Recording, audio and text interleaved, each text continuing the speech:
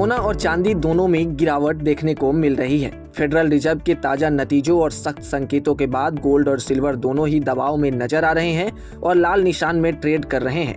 Dollar की मजबूती और ऊंची ब्याज दरों की उम्मीद ने कीमती धातुओं की चमक को फीका कर दिया है।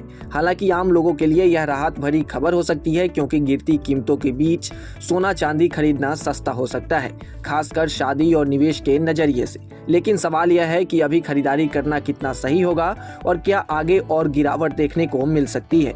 तो चलिए सब कुछ बताएंगे, लेकिन उससे पहले आज का रेट्स जान लेते हैं। तो आज गोल्ड और सिल्वर में गिरावट देखने को मिल रही है। MCX पर गोल्ड 5 अगस्त कॉन्ट्रैक्ट अपने पिछले क्लोज से 1573 रुपए गिरकर 1,52,306 रुपए प्रति 10 ग्राम पर ओपन हुआ।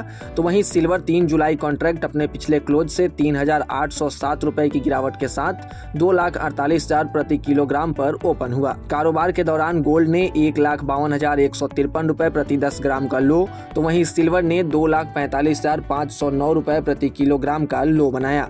अब आते हैं यूएस फेड और गोल्ड के कनेक्शन पर। तो अमेरिकी केंद्रीय बैंक फेडरल रिजर्व के सख्त रुख का असर सिर्फ शेयर बाजार या करेंसी तक सीमित नहीं रहता, बल्कि इसका सीधा असर सोने और चांदी जैसी कीमती धातुओं पर भी देखने को मिलता है।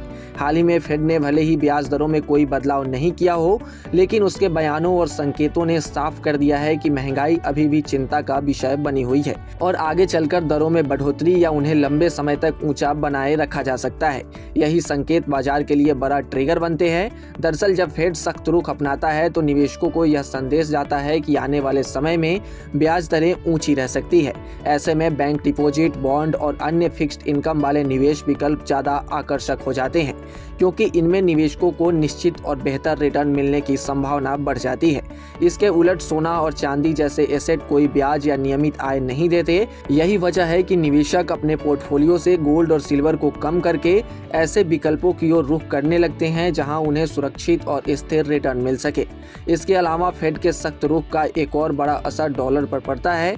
जब अमेरिका में ब्याज दरें ऊंची रहती है तो डॉलर मजबूत होता है। चूंकि अंतर्राष्ट्रीय बाजार में सोने और चांदी की कीमतें डॉलर से तय होती है, इसलिए डॉलर के मजबूत होने पर ये धातुएं अन्य देशों के निवेशकों के लिए महंगी हो जाती है। इससे इनकी मांग में कमी आती है और कीमतों पर दबाव बढ़ता है।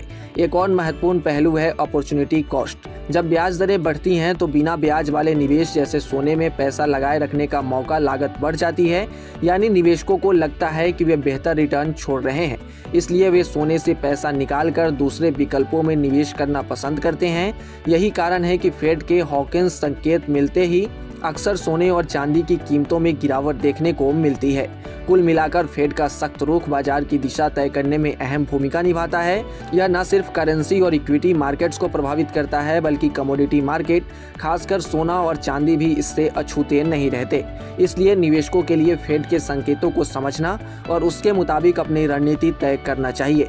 फिलहाल किसी भी निवेश से पहले आपको अपने एक्सपर्ट से सलाह लेना है, क्योंकि गोल्ड और सिल्वर काफ़ी वोलेटाइल है और ऐसे में बिना सलाह निवेश आपके लिए नुकसानदायक हो सकता है। इसलिए किसी भी निवेश से पहले सलाह जरूर लें और ऐसे ही तमाम अपडेट्स और शेयर मार्केट से जुड़ी तमाम जानकारी के लिए आप बने रहें गुड रिटर्न्स।